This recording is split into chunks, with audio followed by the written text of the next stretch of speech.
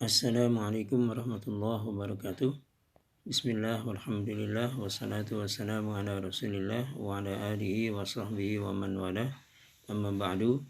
Rekan-rekan pencinta bahasa Arab yang dimuliakan oleh Allah Subhanahu wa taala.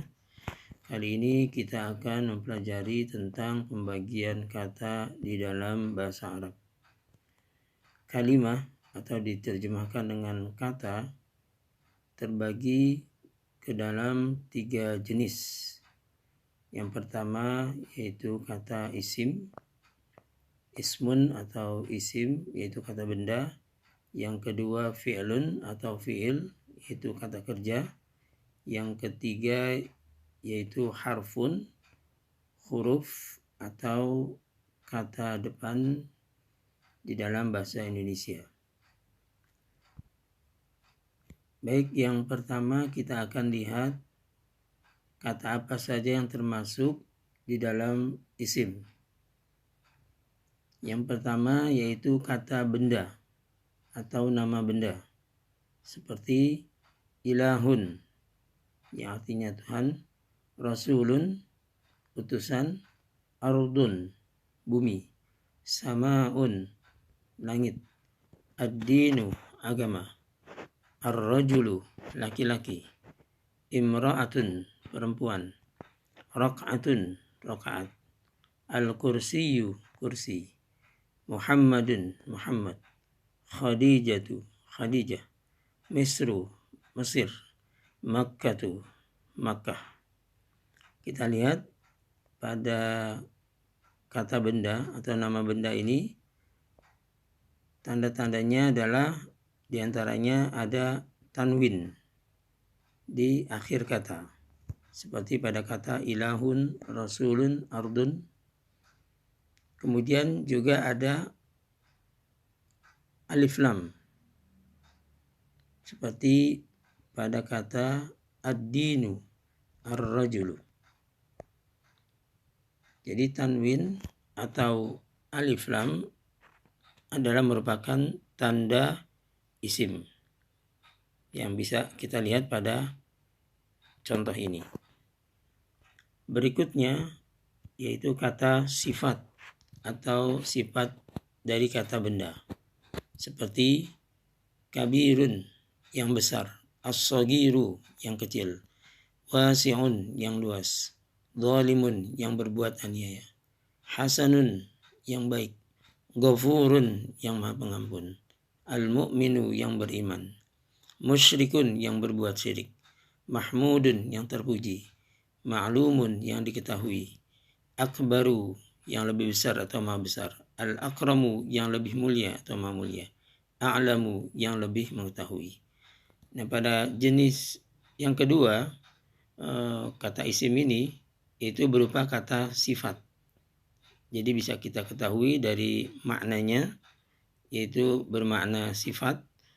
Juga bisa kita ketahui dari ada tanda tanwin atau ada tanda alif lam.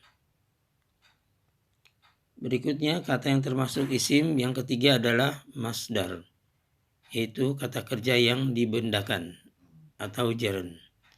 Seperti qiraatun yang bermakna membaca atau bacaan, ilmun yang bermakna mengetahui atau pengetahuan, rahmatun yang bermakna kasih sayang, taubatun yang bermakna kembali, du'aun yang bermakna permohonan, ad-da'watu yang bermakna ajakan, naumun tidur, al-hifzu penjagaan, jazaun pembalasan, al-hisabu perhitungan, muhafadzatun penjagaan, istighfarun permohonan ampun.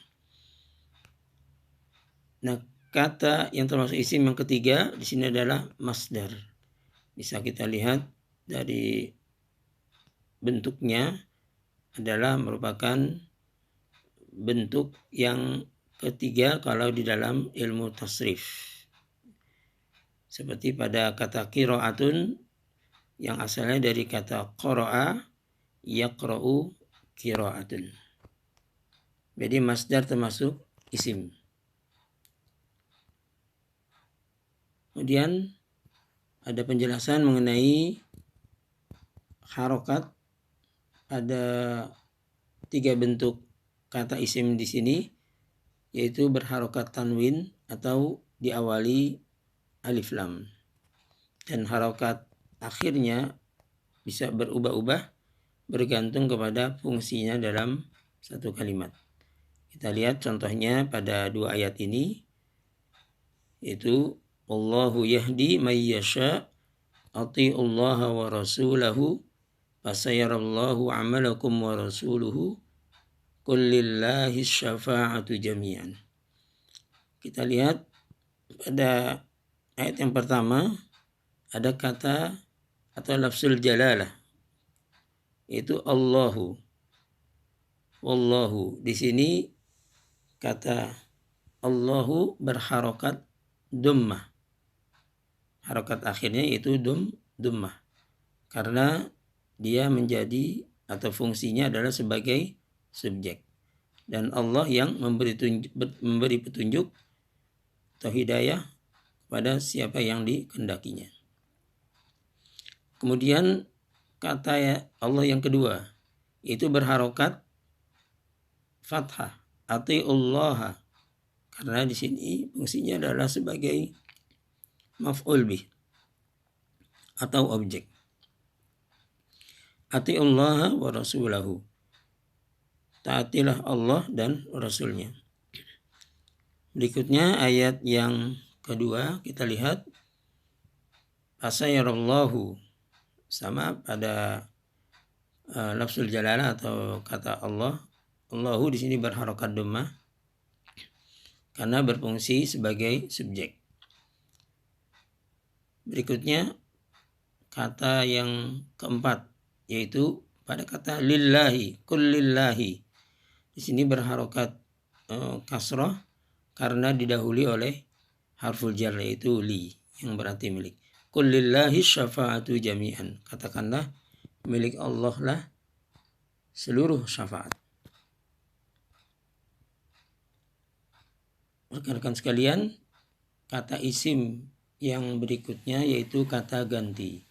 Seperti huwa, hiya, hum, ana, anta, anti, antum, nahnu. Nah, pada baris yang pertama di sini kata gantinya adalah berupa kata ganti yang bebas, artinya tidak terikat dengan kata yang lain. Yang di bawahnya adalah kata ganti yang terikat dengan kata sebelumnya. Karena itu kita lihat bentuknya agak beda, ya. Kalau huwa yang di atas kemudian berubah di bawahnya menjadi hu karena dia terletak di akhir atau setelah kata benda, ya. Seperti contohnya baituhu, ya, rumahnya. Kemudian ha baituha, hum baituhum, i baiti, ka baituka, ki baitiki, kum baitukum, na baituna. Berikutnya yaitu kata yang termasuk isim adalah kata tunjuk. Seperti hada, ini untuk laki-laki, hadi, ini untuk perempuan, haulai, mereka ini, ulaika, mereka itu. Kemudian yang keenam adalah kata penghubung, juga merupakan kata yang termasuk isim, yaitu contohnya alladzi, kita terjemahkan dengan yang, allati juga yang, alladzina, mereka yang, man, yang juga kita terjemahkan, ma, kita terjemahkan dengan sesuatu. Nah, untuk harokat akhir 3 kelompok ini yaitu 4, 5, dan 6, harokatnya berbeda dengan 1, 2, 3. Kalau pada 1, 2, 3 harokatnya bisa berubah-ubah, misalnya Muhammadun, Muhammadan, Muhammadin. Sedangkan pada kelompok 3 terakhir, 4, 5, dan 6, harokat akhir ini tidak berubah-ubah. Ya, demikian sementara yang bisa kita jelaskan untuk jenis kata yang pertama yaitu isim. Insya Allah kita akan lanjutkan pada pertemuan berikutnya dengan jenis kata yang kedua yaitu fi'il dan jenis kata yang ketiga yaitu harf. Demikian, semoga bermanfaat. Subhanakallahumma bihamdika asyhadu an la ilaha illa anta astaghfiruka wa atubu ilaik.